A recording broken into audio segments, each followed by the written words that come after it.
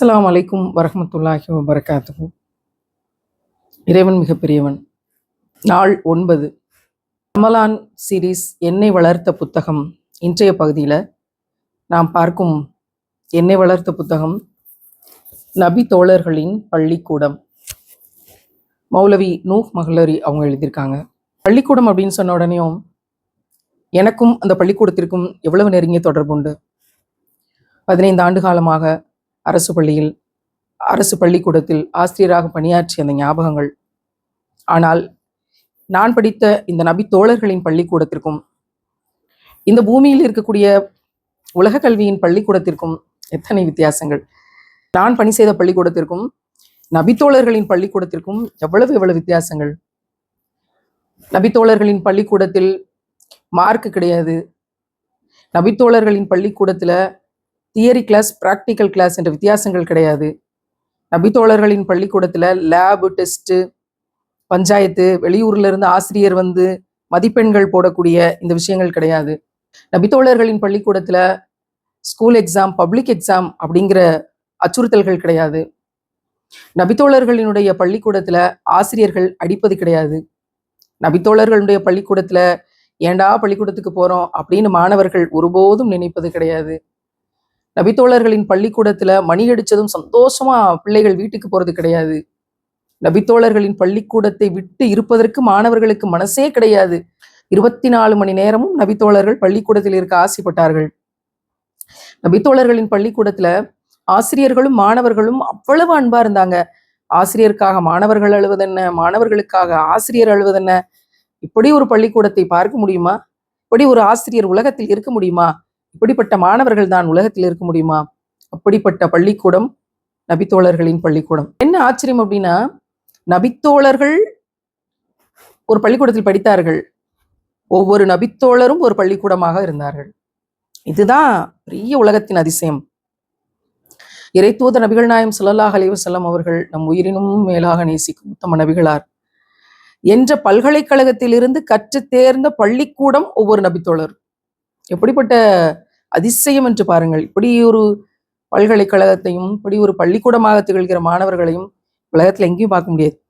நபித்தோழர்கள் அவர்களை பற்றி ஆசிரியர் குறிப்பிடும்போது இப்படி சொல்றாங்க: மீண்டும் ஒரு முறை இந்த மண்ணில் திரும்பி வராத தலைமுறையினர் அவர்கள். சுப்ஹானல்லாஹ்.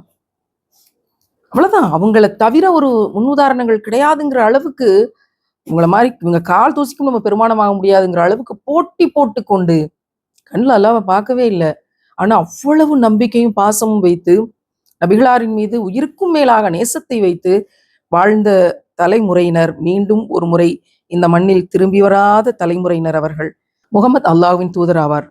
அவருடன் இருப்பவர்கள் நிராகரிப்பாளர்களை பொறுத்து கடினமானவர்களும் தங்களுக்கிடையே கருணை மிக்கவர்களும் ஆவார்கள்.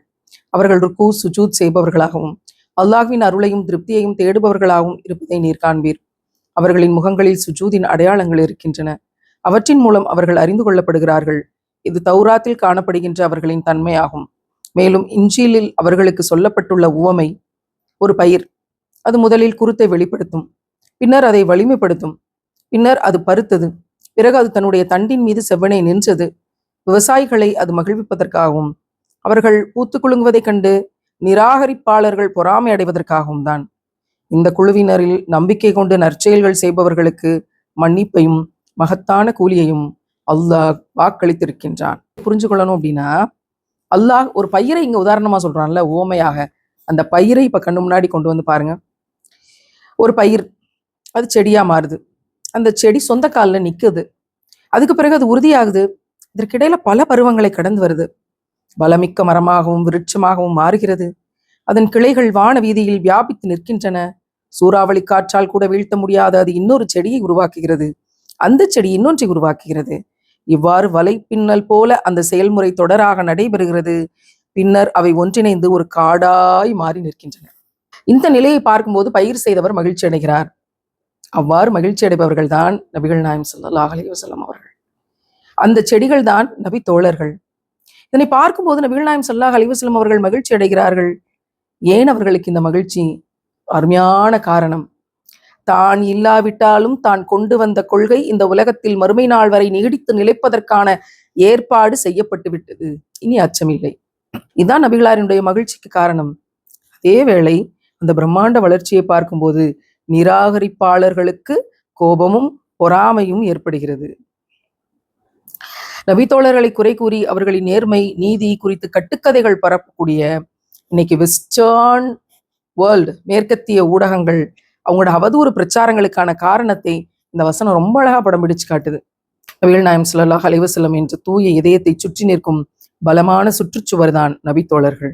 நபிகளாரின் பள்ளிக்கூடத்தில் படித்த இந்த மாணவர்கள் ஒரு மகத்தான ஆசிரியரின் மகத்தான மாணவர்களாக மாறினார்கள். சுப்ஹானல்லாஹ். ஆசிரியர் மகத்தானவர்களாக இருந்தால் மாணவர்களும் மகத்தானவர்களாக மாறுவார்கள். சட்டியில் இருப்பதுதானே அகப்பையில் வரும். இப்ப இன்னைக்கு நாட்டில் நடக்கக்கூடிய கொடுமைகளுக்கும் கேடுகளுக்கும் உண்மையான காரணம் என்ன அப்படின்னு யோசிச்சு பார்க்கும்போது நமக்கு ஆன்சர் தெரியும்னு நினைக்கிறேன். நடமாடும் குர்ஆனிய வசனங்களாக வாழ்ந்தார்கள். சுப்ஹானல்லாஹ். நம்ம படிக்கிற ஒவ்வொரு குர்ஆன் வசனமும் நடந்து போய்கிட்டு வந்துகிட்டு இருந்தா எப்படி இருக்கும்? அப்படி வாழ்ந்தார்கள். குர்ஆனாகவே வாழ்ந்தார்கள். நடமாடும் குர்ஆனிய வசனங்களாகவே வாழ்ந்தார்கள். சுப்ஹானல்லாஹ். இதை விட அழகா சொல்ல முடியுமா? யோசிச்சு பார்க்கும்போது நமக்கு பரிதவிப்பா இருக்கு. அப்படி ஒரு காலத்துல நம்ம வாழலையேன். முஸ்அப் இப்னு உமைர் ரலியல்லாஹு அன்ஹு உஹது போர்ல முஸ்லிம்களுடைய கொடியை ஏந்தி சென்றவர். ஆனால் அதற்கு முன் மக்காவில் அவருடைய சொந்த தாயார் மூலமே கடுமையாக துன்புறுத்தப்பட்டவர். அபூபக்கர் ரலியல்லாஹு அன்ஹு அவர்களை குறைஷியர் கடுமையாக தாக்கி போர்வையில் சுற்றி வீட்டிற்குள் எரிந்துவிட்டு உயிரிருந்தால் தண்ணீர் கொடுங்கள் என்று சொன்னார்கள். பின்னரே அவர் முதலாம் கலீஃபாவாக பொறுப்பேற்றார். இரண்டாம் கலீஃபா உமர் ரலியல்லாஹு அன்ஹு அவர்களும் அப்படித்தான் அடி உதைக்கு ஆளானார். சிறிய தந்தை மூலம் உஸ்மான் ரலியல்லாஹு அன்ஹு அவர்களும் கட்டி வைத்து துன்புறுத்தப்பட்டார்கள். பின்னர் தான் மூன்றாம் கலீஃபாவாக பொறுப்பேற்றார். சல்மானுல் ஃபார்சி ரலியல்லாஹு அன்ஹு அவர்கள் 10,000 கிலோமீட்டர் தொலைவு சிரமத்தோடு பயணம் செய்து அடிமையாக வேலை செய்து துன்புறுத்தப்பட்டார்கள். பின்னர் தான் பாரசீகத்தின் ஆளுநராக பொறுப்பேற்றார்கள். எனவே வெற்றிக்கு அவர்கள் கொடுத்த விலை மிக மிக அதிகம். பெரும் சிரமத்திற்கு முகம் கொடுத்து உளவியல் போராட்டத்தில் சிக்கி தவித்து சகிப்புத்தன்மையுடன் வெற்றி கண்டார்கள். இன்னைக்கு நமக்கு எல்லாருக்கும் வெற்றி கிடைச்சிடணும், அது உடனே கிடைச்சிடணும், நாளைக்கே கிடைச்சிடணும், இப்பவே கிடைச்சிடணும். இந்த சிரமத்துக்கு முகம் கொடுக்கிறது, கஷ்டம் நஷ்டம் கண்ணீர் தியாகம் வலி வேதனை அதெல்லாம் எங்களால தாங்க முடியாது. எங்களுக்கு வெற்றி வேணும், அது உடனே வேணும். இந்த மனநிலைக்கு முன்னால் இருந்து இவர்களோட வரலாற்றை படிக்கும்போது வெற்றி எப்படி வரும் என்று தெரிஞ்சு கொள்ளலாம், அது யாருக்கு வரும் என்றும் தெரிஞ்சு கொள்ளலாம். பத்ர் போர், திடீர்னு போர் வரப்போகுது அப்படிங்கிற விஷயம் வந்ததும் கூட இருக்கக்கூடிய தோழர்கள்ட்ட ஆலோசனை கேட்குறாங்க. நாங்கள் எல்லோரிடம் மசூரா செய்கிறோம் என்று கண் துடைப்பு நாடகம் போல இல்லாமல் உண்மையாகவே அவர்கள்ட்ட ரசூல்லா எப்போதுமே கலந்து ஆலோசனை செஞ்சிருக்கிறாங்க. அதனாலதான் மசூரா என்பது சுன்னத் என்று சொல்லப்படுகிறது. அதுல மிக்தாத் ரலியல்லாஹு அன்ஹு அவர்கள் வீரம் சொரிந்த வார்த்தைகள் இதோ, அல்லாஹ்வின் தூதரை, அல்லாஹ் உங்களுக்கு காட்டிய வழியில் செல்லுங்கள், நாங்கள் உங்களுடன் இருக்கிறோம். அல்லாஹ்வின் மீது சத்தியமாக பனு இஸ்ரவேலர்கள் மூசா அலைஹிஸ்ஸலாம் அவர்களிடம், மூசாவே, நீங்களும் உங்களுடைய இறைவனும் அங்கு சென்று போர் புரியுங்கள், நாங்கள் இங்கேயே உட்கார்ந்து கொள்கிறோம் என்று கூறியதைப் போல நாங்கள் உங்களிடம் ஒரு நாளும் கூற மாட்டோம். மாறாக நீங்களும் உங்கள் இறைவனும் போர் புரியுங்கள், உங்கள் இருவருடன் சேர்ந்து நாங்களும் போர் புரிவோம். சத்தியத்தை கொண்டு உங்களை அனுப்பி வைத்த அல்லாஹ்வின் மீது ஆணையாக நீங்கள் எங்களை ஃபர்ஹுல் ஹிமாத் என்ற இடம் வரை அழைத்து கொண்டு சென்றாலும் நாங்கள் உங்களுடன் மிக துணிவுடன் நின்று போர் செய்வோம். மிக்தாத் ரலியல்லாஹு அன்ஹு அவர்களுடைய இந்த பதிலை கேட்ட பிறகு நபிகள் நாயகம் ஸல்லல்லாஹு அலைஹி வஸல்லம் அவர்கள் மிகவும் மகிழ்ந்தார்கள். மகிழ்ச்சியால் முகம் மின்னியது. ஆனால் மதினாவைச் சேர்ந்த அன்சாரிகள் இன்னும் பதில் சொல்லலையே. போர் நடைபெறுவது மதினாவுக்கு அருகில் அல்லவா? அதிலும் தற்போது அங்கிருப்பவர்களில் பெரும்பாலான மக்கள் மதினாவாசிகள் அல்லவா? எனவே மதினாவாசிகள் என்ன சொல்ல போறாங்க, என்ன சொல்லுவாங்க அப்படின்னு பார்த்துக்கிட்டு இருந்தாங்க. சாத் இப்னு முஆத் ரலியல்லாஹு அன்ஹு அவர்கள் பதிலளித்தார்கள். அல்லாஹ்வின் தூதரை, நாங்கள் உங்கள் மீது நம்பிக்கை கொண்டோம், உங்களை உண்மையானவர் என்று நம்பினோம், நீங்கள் கொண்டு வந்ததுதான் சத்தியம் என்று சாட்சி சொன்னோம். இதை ஏற்று உங்களின் கட்டளைகளை செவிமடுத்தோம், அதற்கு கட்டுப்படுவோம் என்று உடன்படிக்கையும் ஒப்பந்தமும் செய்து கொடுத்தோம். எனவே நீங்கள் விரும்பியபடி செல்லுங்கள்.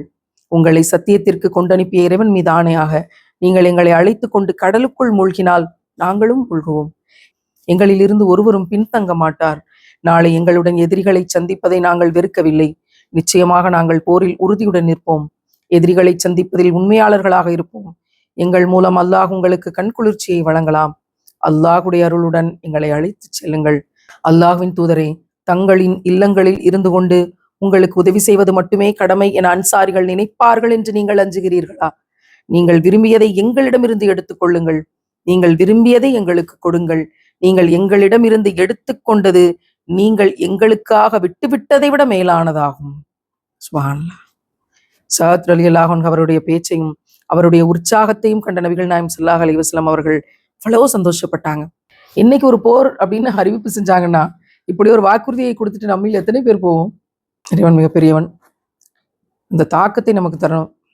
உலகில் வாழ்ந்த சமூகங்கள், நாகரிகங்களின் வரலாற்றை புரட்டி பாருங்கள், அல்லது ஏனைய நபிமார்களின் வரலாற்றையேனும் சற்று வாசித்து பாருங்கள். வீர தீர சாதனைகள் புரிந்த முற்கால தற்கால தளபதிகள், தலைவர்கள், சிந்தனையாளர்கள், உங்களுடைய சரிதைகளை படித்து பாருங்கள். அந்த வரலாறுகள் நெடுக நபித்தோழர்கள் போன்ற உதவியாளர்களை எங்கு நோக்கினும் காணவே முடியாது. செய்தி எவ்வளவு நல்லதாக இருந்தாலும் உண்மையாக உழைக்கும் தொண்டர்கள் இல்லை என்றால் எந்த கொள்கையும் தோல்வியுறும். 2 நபிமார்கள் ஒரே விதமான முக்கியமான பணிக்கு தங்களுடைய சமூகத்தை அழைக்கிறார்கள். யாரு? மூசா நபியும் முகமது நபிகள் நாயகம் ஸல்லல்லாஹு அலைஹி வஸல்லம் அவங்களும். 2 பேரும் ஒரே செய்திக்காக தான் அழைக்கிறாங்க. என்ன செய்தி? ஏக இறைவன் ஒருவனே. அப்படி ஒரே செய்தியை சொல்லி தான் அழைக்கிறாங்க. ஆனால் என்ன நடக்குது? அல்லாஹ் இந்த நிகழ்வை எப்படி சொல்றான்னு பாருங்க. ஆனால் அவர்கள் மீண்டும் இவ்வாறே கூறினார்கள், மூசாவே, அவர்கள் அங்கிருக்கும் வரை நாங்கள் ஒருபோதும் அங்கு போக மாட்டோம். வேண்டுமாயின் நீரும் உம்முடைய இறைவனும் சென்று போரிடங்கள், நாங்கள் இங்கேயே அமர்ந்திருக்கிறோம். தொண்டர்களோட ஆதரவு கிடைக்கலன்னா நிலைமை என்ன ஆகுங்கிறதுக்கு இந்த சிறு வசனம் அப்படியே படம் பிடிச்சு காட்டுதுங்க பாருங்க. இஸ்ரவேல் சமூகத்தினுடைய விடுதலைக்காக போராடி கொண்டிருக்கிறார் மூசா நபி அவர்கள். மூசா அலைஹிஸ்ஸலாம் அவர்களோடு தோளோடு தோள் நின்று உதவி செய்யும் மக்களாக அல்லவா அந்த மக்கள் இருந்திருக்கணும். நமக்காக தானே இவர் போராடுறாரு. இவருக்காக நம்ம தோளோடு தோள் கொடுத்து நின்றுக்கணும், நிற்காம அந்தோ பரிதாபம். உதவியாளர்களாக இல்லாவிட்டால் கூட பரவாயில்லை. ஆனால் மூசா அலைஹிஸ்ஸலாம் அவர்களுக்கு அந்த மக்கள் எத்தனை துன்பம், எத்தனை வேதனை கொடுத்தார்கள். தக்க சமயத்துல துரோகம் வேறு சிறப்பா செஞ்சாங்க. அவரை ஒருமையில் அழைத்தார்கள். ஒரு இறை தூதர் என்ற குறைந்தபட்ச மரியாதை கூட கொடுக்காமல் சாதாரண நபரை அழைப்பது போல பெயர் சொல்லி அழைத்தார்கள். அனைத்து இறுதியில் எந்த மக்களின் விடுதலைக்காக இரவும் பகலும் மூசா அலைஹிஸ்ஸலாம் அவர்கள் பாடுபட்டார்களோ அந்த மக்களே அவரை கைவிட்டார்கள். கோழைகளாக மாறி துரோகம் இழைத்தார்கள். அந்த துரோகத்தால் மூசா அலைஹிஸ்ஸலாம் அவர்கள் பேரதிர்ச்சி அடைந்தார்கள். முன்னர் ஃபிரௌனாலும் அவனது சமூக மக்களாலும் மூசா அலைஹிஸ்ஸலாம் அவர்கள் பெரும் சோதனைக்கு முகம் கொடுக்க வேண்டியிருந்தது. ஆயினும் இப்போது தன் சொந்த சமூக மக்களே துரோகம் இழைப்பது என்பது எத்தனை பெரிய கொடிய வேதனை. ஃபிரௌனுடைய துரோகங்களை ஈஸியா தாங்கி முடிச்சு, ஆனால் சொந்த மக்களே துரோகம் பண்ணுவது அப்படிங்கிறது எத்தனை கஷ்டம். அது தாங்கிறது என்ன ஈஸியா? அவ்வளவு ஈஸியா? ஒரு சீர்திருத்தவாதிக்கு அதிக வேதனை தரும் செயல் எது தெரியுமா? எதிரிகள் தொடுக்கும் போர் கிடையாது, மாறாக கூடவே இருந்து குழிபறிக்கும் துரோகிகளின் மோசடிதான் ஒரு சீர்திருத்தவாதிக்கு இருக்கிறதுலே மிகப்பெரிய வேதனை. அந்த இடத்துல நிறுத்தி அல்லாஹ்வுக்கு நிறைய நன்றி செலுத்துறேன். நான் எதையெல்லாம் படிக்கிறேனோ அது எல்லா கொடுமைகளையும் என்னைய சொந்தமா அனுபவிக்க வச்சு அல்லாஹ் இந்த இடத்துக்கு என்னை கொண்டு வந்து சேர்த்திருக்கிறான். ஆனால் அதை கடப்பது அவ்வளவு சாதாரணமானதாக இல்லை. அதை கடந்து வர்றதே நம்மளால முடியுமா முடியாதா, உயிரோடு திரும்பி வருவோமா வரமாட்டோமாங்கிற அளவுக்கெல்லாம் சோதனைகளை கடந்து வந்திருக்கிறேன். சீர்திருத்தம் செய்ய வேண்டும்ங்கிறது தான் சிறு வயதிலிருந்தே எனக்கான பெரிய லட்சியமா இருந்துச்சு. சாதிக்கு எதிராக, பெண் அடிமைத்தனத்துக்கு எதிராக, பணம் பகட்டுக்கு எதிராக, தான் பெரியவன் நீ எனக்கு அடிமையாயிரு அப்படின்னு சொல்ற அடிமைத்தனத்துக்கு எதிராக, இப்படி தொடர்ந்து சீர்திருத்த பணிகளை செய்யணும். சீர்திருத்த பணிகளை செய்யணும்னா நமக்கு ஒரு அடையாளம் வேணும், நமக்கு ஒரு அங்கீகாரம் வேணும். அந்த அடையாளம் அங்கீகாரம் இருந்தா தானே நம்ம சொல்றத மக்கள் கேட்பாங்க. அப்படி ஒன்று கேட்கக்கூடிய சமூகம் கிடைச்சாதானே நம்மளால சீர்திருத்த பணி செய்ய முடியும். ஒரு பெண் பிள்ளை பாலியல் வன்கொடுமையால் மரணிக்கிறதே நமக்கு இவ்வளவு துடிக்குதே. எத்தனை ஆயிரக்கணக்கான பிள்ளைகள் பேசிக்கொண்டிருக்கிற நேரத்திலே 13 பிள்ளைகள் பாலியல் வன்கொடுமையால் துன்புறுத்தப்படுகிறார்கள்ங்கிறது எத்தனை பெரிய மோசமான அவலம். அப்ப இந்த சீர்திருத்த பணிகளுக்கு நான் அப்படியே நுழைஞ்சு வர்றேன். வீடுங்கிறத கரையை தாண்டி, சொந்த பந்தம்ங்கிற கரையை தாண்டி நகர்ந்து சமூக சீர்திருத்தம்ங்கிறதுக்குள்ள வர்றதுக்கு போது நான் சந்தித்த கொடுமைகள் எதிரிகள் தொடுத்த கொடுமைகள் கிடையாது. எதிரிகள் பெரிய கொடுமைகளை செய்ய துணிஞ்சு கொண்டிருந்தாங்க. அவர்கள் தொடுக்கும் போரை எதிர்கொள்ள முடிஞ்சது. ஆனால் கூடவே இருந்து எல்லா நம்பிக்கையும் தந்து அல்லாஹ் ரசூலுக்காகவே உங்களுக்கு உதவி செய்கிறேன் அப்படின்னு சொல்லி, அல்லாவுக்காகவே இந்த பணிகளில் பங்கெடுக்கிறேன்னு சொல்லி, அமானிதம் என்று சொல்லி, இப்படி எவ்வளவோ அல்லாஹ்வின் பெயரால் சொல்லி கூடவே இருந்து குழிப்பறித்த துரோகங்களுடைய மோசடி இருக்கு பார்த்தீங்களா. இந்த வார்த்தைக்கு 100க்கு 100% எனக்கு அர்த்தம் தெரியும். கொடிதனும் கொடிது. அப்படியே உயிர் போயிருந்திருக்கணும். ஆனா அல்லாஹ் அதிலிருந்தெல்லாம் மீட்டு என்னை பாதுகாத்து ரசூலின் செய்திகளை கொடுத்து இன்றைக்கு நபித்தோழர்களுடைய பள்ளிக்கூடத்தை கையில் கொடுத்து அந்த கல்வி கிடைக்க பெற்று அந்த கல்வியையும் மற்றவர்களுக்கு பகிரக்கூடிய பாக்கியத்தை இந்த ரமலான் பொழுதுல தந்திருக்கான்னா இறைவன் மிகப்பெரியவன். அவன் திட்டமிடுவதில் ஆகச் சிறந்தவன். இந்த நோவினைகள் இல்லாமல் நல்ல விஷயங்களை நம்ம பிறருக்கு கொண்டு செலுத்த முடியாது போல, உள்ளம் பக்குவப்படாது போல. இந்த நோவினைகள் இல்லாமல், இந்த துரோகங்கள் இல்லாமல் நம்ம அல்லாஹ்வை நெருங்க முடியாது போல. அந்த கூடவே இருந்து குளிப்பறிக்கிற அந்த துரோகம் மோசடிகளும் இருந்து சமூகத்தை அல்லாஹ் பாதுகாப்பானாக. ஆசிரியர் இப்னு தைமியா ரஹ்மத்துல்லாஹ் அவங்களுடைய ஜனாசா அடக்கப்பட்ட செய்தியை பற்றி சொல்றாங்க. இப்னு தைமியா அவர்களுடைய ஜனாசாவில் நானும் கலந்து கொண்டேன். அதிகாலை 4 மணிக்கே அங்கே சென்று விட்டேன். அந்த ஜனாசா முதலில் ஜும்மா பள்ளிவாசலில் வைக்கப்பட்டிருந்தது. அங்கே கூட்டம் கட்டுக்கடங்காமல் அலைமோதியது. எனவே அந்த ஜனாசாவை சூழ காவலர்கள் நின்று கொண்டிருந்தார்கள். மக்களை அண்டவிடாமல் அவர்கள் பாதுகாத்தார்கள். முதலில் கோட்டையில் ஜனாசா தொழ வைக்கப்பட்டது. பின்னர் ஜாமியுல் உமவி பள்ளிவாசலில் லுகர் தொழுகைக்கு பின்னர் மீண்டும் ஜனாசா தொழுகை நிறைவேற்றப்பட்டது. கோட்டையில் கூடிய மக்களை விட 2 மடங்கு கூட்டம் இங்கே கூடியது. சற்று நேரத்திலேயே நடைபாதைகள், சந்துகள், கடைவீதிகள் என எங்கு நோக்கினாலும் மக்கள் கூட்டம் அதிகரித்துக் கொண்டே இருந்தது. கட்டுக்கடங்காத கூட்ட நெரிசலின் காரணத்தினால் ஜனாசாவை தலைக்கு மேல் கைகளால் உயர்த்தி பிடித்தவாறு சுமந்து சென்றார்கள். சவப்பெட்டி வெளியே வந்தபோது மக்களின் அழுகையும் விம்மலும் அதிகரித்தன.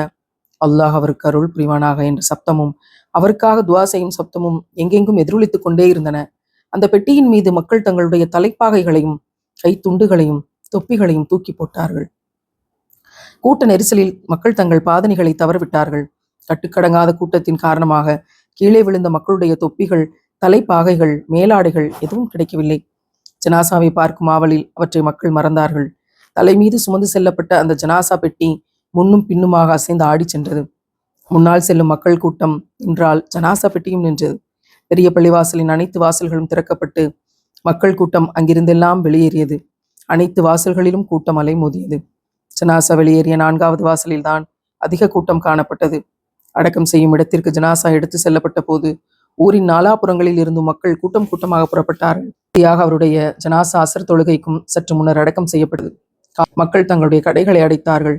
அன்றைய தினம் அந்த ஜனாசாவில் கலந்து கொள்ள நோயாளிகள், இயலாதவர்கள், முதியவர்கள் ஆகியோரை தவிர அனைவரும் வந்திருந்தனர். அனைவர் கண்களிலும் கண்ணீர். அன்றைக்கு அங்கே வந்திருந்த பெண்கள் மட்டுமே 15,000 பேர் இருக்கலாம். வீட்டு மாடிகளில் நின்று கவனித்துக் கொண்டிருந்த பெண்களின் எண்ணிக்கை வேறு. ஆண்களின் எண்ணிக்கை ஏறக்குறைய 60,000 முதல் 1 லட்சம் வரை இருக்கலாம், 2 லட்சம் இருக்கலாம் என்றும் சொல்லப்படுகிறது. ஜனாசா அடக்கம் செய்யப்பட்ட இடத்திலும் மக்கள் அழுது கொண்டே நின்றிருந்தார்கள். பல நாட்கள் அழுத வண்ணம் மக்கள் அங்கே இரவும் பகலும் வந்து போய்கொண்டே இருந்தார்கள். இரங்கற்பாக்கள் ஏற்றப்பட்டன. இஸ்லாத்திற்காக மாபெரும் தொண்டாற்றிய ஒரு அறிஞரின் மறைவு மக்கள் மனங்களில் எவ்வளவு பெரிய இழப்பை ஏற்படுத்தியுள்ளது. அவருடைய மறைவால் அவர்கள் எவ்வளவு தூரம் மனவேதனைக்குள்ளாகி இருந்தார்கள் என்பதையெல்லாம் இந்த நிகழ்வின் மூலம் கூறப்படுவதுண்டு. ஆனால் இந்த நிகழ்வை இன்னொரு கோணத்தில் கவனிக்க வேண்டிய உள்ளது என்று ஆசிரியர் ஒரு மிக முக்கியமான செய்தியை எழுதுகிறார். அதாவது, இதே இப்னு தைமியா வாழ்வின் கடைசி நாட்களில் கூட சிறையில் அடைக்கப்பட்டு தனிமையில் ஒதுக்கப்பட்டு வாடி வதங்கி நோயுற்றிருந்த நேரத்தில் இந்த ஆதரவாளர்கள் எல்லாம் இங்கே போனார்கள். அநியாயமாக சிறை தண்டனையை அனுபவித்து அவருடைய எழுத்துக்கும் புத்தகங்களுக்கும் தடை விதித்து எழுதுகோள் எடுக்கக்கூடாது என்று கட்டளையிடப்பட்டு இறுதி நாட்களில் கண் பார்வை கூட பறிபோன நிலையில் சிறையில் வாடிய போது எங்கே போயிருந்தார்கள் இந்த ஆதரவாளர்கள்? எந்த சிந்தனைக்காகவும் கொள்கைக்காகவும் வாழ்நாளெல்லாம் அவர் போராடினாரோ அந்த சிந்தனைக்காக அவர் உயிர் வாழ்ந்த காலத்தில் இந்த மக்கள் என்ன செய்தார்கள்? அவர் மரணித்த பிறகு அவருக்காக அழுது புரண்டு கண்ணீர் வடிப்பதால் அவருக்கு என்ன பயன் கிட்டிவிடப் போகிறது? இதிலிருந்து கிடைக்கக்கூடிய படிப்பினையான செய்தி மிக ஆழமானது. மக்கள் அவரை ஃபாலோ பண்ணக்கூடியவங்க அவருடைய கருத்துக்களை நம்புவார்கள், அடடா என்று பாராட்டுவார்கள், அழுவார்கள். ஆனால் யாரும் உதவியாளர்களாக மாற வர மாட்டார்கள். சுபஹானல்லாஹ், என்ன மாதிரியான ஒரு சத்திய வார்த்தைகள்! இடங்களுக்கு போவோம், அழுது கொண்டே பேசுவோம், நமக்கான உதவியாளர்கள் இல்லை அப்படின்னு சொல்லுவோம், அதை அழுது கொண்டே கேட்பார்கள், உங்களுக்காக துவா செய்கிறோம் என்றும் சொல்லுவார்கள். ஆனால் உதவியாளர்களாக வருவதற்கு யாரும் முன்வர மாட்டார்கள். நமக்கு நிறைய ஃபாலோவர்ஸ் இருப்பாங்க, நிறைய ஆதரவாளர்கள் இருப்பாங்க. ஆனால் அவர்களெல்லாம் நம்முடைய லட்சியத்திற்கான உதவியாளர்களாக இருப்பார்களா அப்படின்னா அதற்கு முன்வர மாட்டார்கள். இப்படி தந்துட்டா மிகப்பெரிய பாக்கியம். யாருடைய கருத்துக்களை பின்பற்றுகிறார்களோ அவர் உயிரோடு இருக்கும்போது அவருக்கு ஆதரவாகவும் உதவியாகவும் இல்லாமல் அவர் மரணித்த பிறகு அவருக்காக அழுது புரண்டு கண்ணீர் வடிப்பது எந்த வகையில் நியாயம், எந்த வகையில் ஏற்புடையதாக இருக்கும்? ஆனால் அல்லாஹ்வின் தூதர் நபிகள் நாயம் ஸல்லல்லாஹு அலைஹி வஸல்லம் அவர்களுக்கும் நபி தோழர்களுக்கும் இடையே இருந்த நட்பும் தோழமையும் முற்றிலும் மாறுபட்டதாக இருந்தது. நபி தோழர்களில் இருந்து ஒருவர் கூட தங்கள் தலைவருக்கு பொய்யான வாக்குறுதியை கொடுத்துவிட்டு அல்லது பெயரளவில் ஆதரவை காண்பித்துவிட்டு பின்னர் அவருக்கு துரோகம் இழைப்பவராகவோ, பின்னால் இருந்து குழி தோண்டுபவராகவோ, முதுகில் குத்துபவராகவோ, பாதி வழியில் கைவிட்டு செல்வோராகவோ இருக்கவில்லை.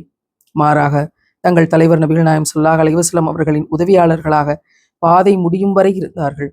எந்த கொள்கையை அவர்கள் நம்பி ஏற்றுக்கொண்டார்களோ அந்த கொள்கைக்காக தங்களின் உயிர்களையும் தியாகம் செய்ய முன்வந்தார்கள்.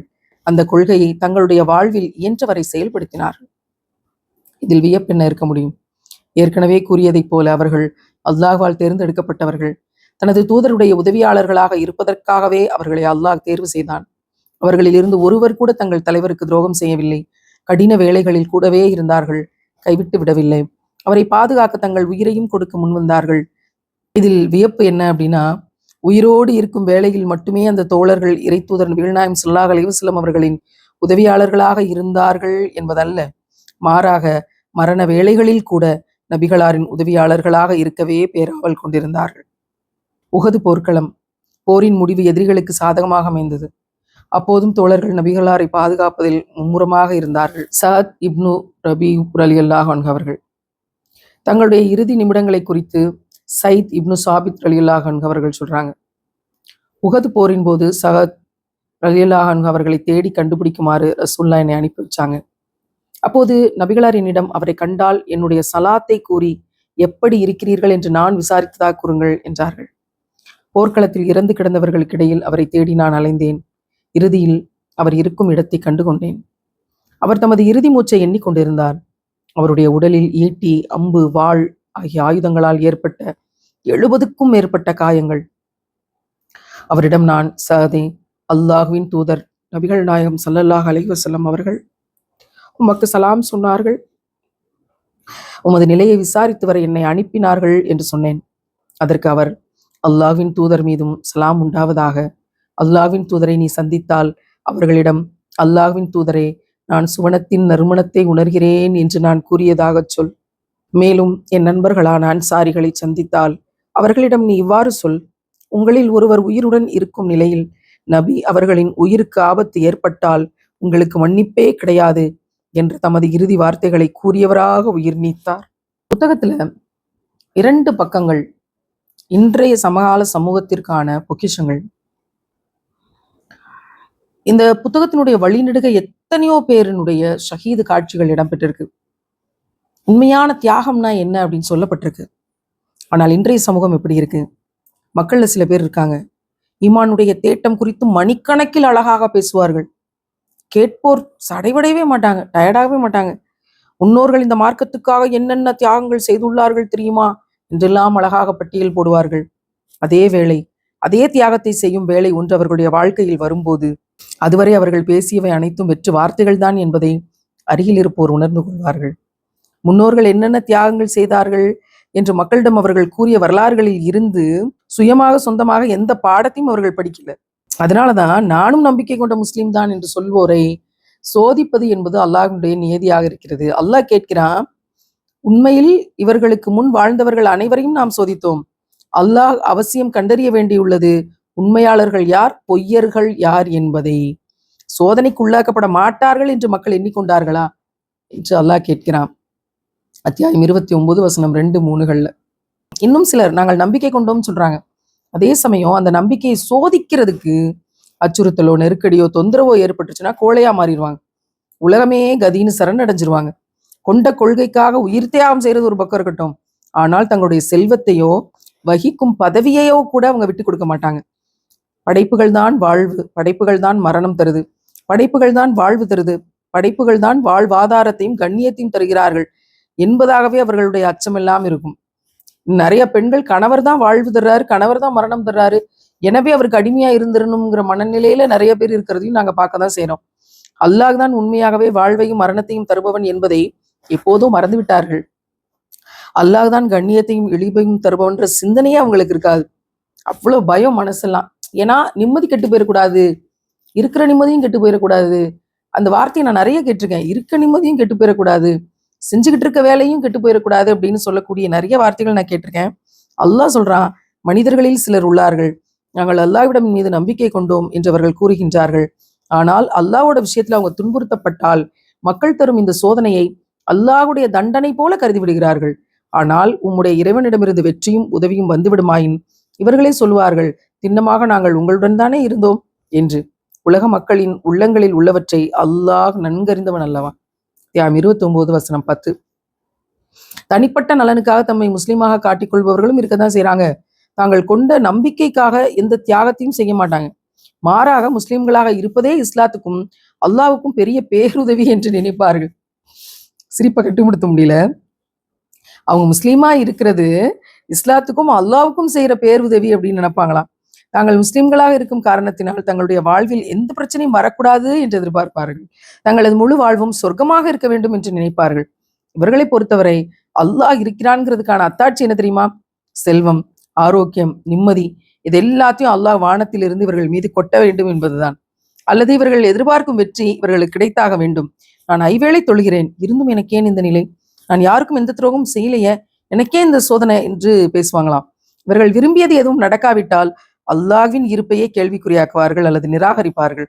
அதுவும் இல்லையேல் ஐயங்களாலும் கேள்விகளாலும் அல்லாஹ்வின் இருப்பு, இறை நம்பிக்கையின் பயன் ஆகியவற்றின் மீது தாக்குதல் தொடுப்பார்கள். இப்படி எதுவும் இல்லாவிட்டாலும் அல்லாஹ்வை குறித்து மோசமாகவாவது எண்ணுவார்கள். பேர்பட்ட நல்ல கூட்டம் பார்த்தீங்களா? இந்த கூட்டங்களுக்கு மத்தியில தான் நம்மளும் வாழ்றோம். ஒரு கிராஸ் செக் பண்ணிக்கணும். இதுல எந்த வார்த்தையிலையும் நம்ம அடங்கிடலையே, இதுல எல்லாம் தாண்டி தானே வாழ்றோம். நம்ம கூட வாழ்ற மனிதர்களுக்கு யாருக்கும் பயந்துடலையே. மாமியாருக்கு, கணவருக்கு, நாத்தனாருக்கு, பல இடங்கள்ல அம்மாவுக்கு, இப்படி யாருக்கும் நம்ம பயந்து வாழலையே. சில இடங்கள்ல மகள்கள் மிரட்டுகிறார்கள், பல இடங்கள்ல மகன்கள் மிரட்டுகிறார்கள். இந்த மிரட்டலுக்கு அஞ்சி அடிபணிஞ்சு தலையை தொங்க போட்டுட்டு தெரியலையே. தைரியமா தானே இருக்கோம். அல்லாவுக்காக தானே வாழ்றோம். இல்ல படைப்புகளுடைய அச்சத்துக்காக வாழ்றோமா? இந்த கேள்வியை நம்ம மனசுக்குள்ள எடுத்துக்கிறணும். அச்சம் என்பது அல்லாவுக்கு மட்டும்தான், வேற யாருக்கும் அச்சப்பட வேண்டியதில்லை. ஹலாலாக நின்று அல்லாவுக்கு மட்டுமே பயந்து வாழக்கூடிய மக்களாக நம்ம இருக்கிறோமா, இல்லை மனிதர்களுக்கு பயப்படுறோமா அப்படின்னு கிராஸ் செக் பண்ணிக்குவோம். இன்ஷா அல்லாஹ், அல்லாஹ் பாதுகாக்கட்டும்.